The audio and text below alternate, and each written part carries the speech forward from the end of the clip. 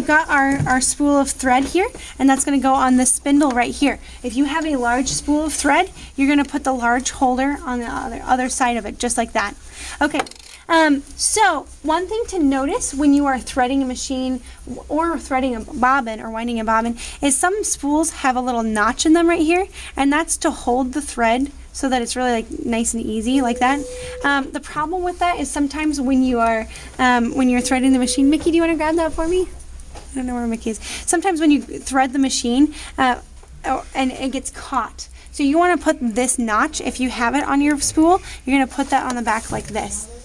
Okay? So now I'm going to put that on, put my holder in place. It's going to start like how you thread the machine. I'm going to take my thread and floss it through the tooth like this and go around this metal thing. Now a lot of you have asked me about this metal jiggy right here. Now it actually comes into play because you're gonna wrap it around this part right here. Okay, so I'm gonna take my bobbin next, and remember that the bobbins have an H on it. That stands for Husqvarna, which is the name of our machines, which Husqvarna is just a fun thing to say, isn't it? So my H always goes up so I can see it. Now the H is gonna go on my spindle right here, and it fits nicely. It will not fit if the H is not fitting there. It's not going to go in all the way. The H should go on, and it should fit all the way through the back. Please listen up in the back, even if you try to find a spot where you can see. Okay, so I'm going to take my thread and go around this little metal jiggy and go around to my spool. And I'm going to start wrapping it around the spool. One thing I wanted you guys to see, I'm going to show it on the camera right here, is that there is a little ledge on the bobbin.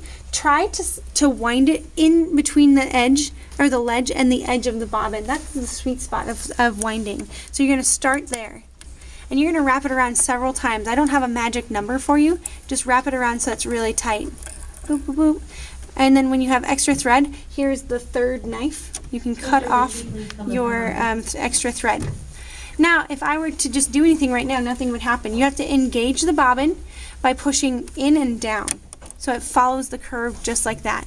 And now, my needle will not move, my spindle will. And I'm going to use my foot to turn the bobbin.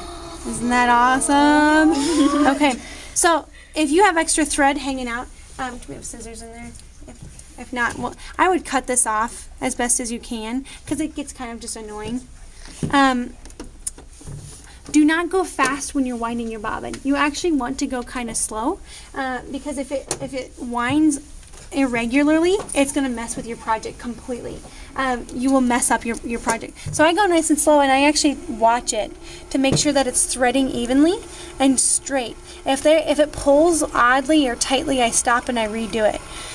Today, you do not need to thread it very much. Just thread it. I mean, I even did a little too much here, but for your project, you'll probably thread it halfway. Try not to waste any thread, so don't thread more than you need. When you're done, you can pull this back up, and you can slice that off, and you've got your bobbin. If you have two threads hanging off, try to clip off the extra because that's just going to get in the way. Okay, I think that's it. Thank you, Sam.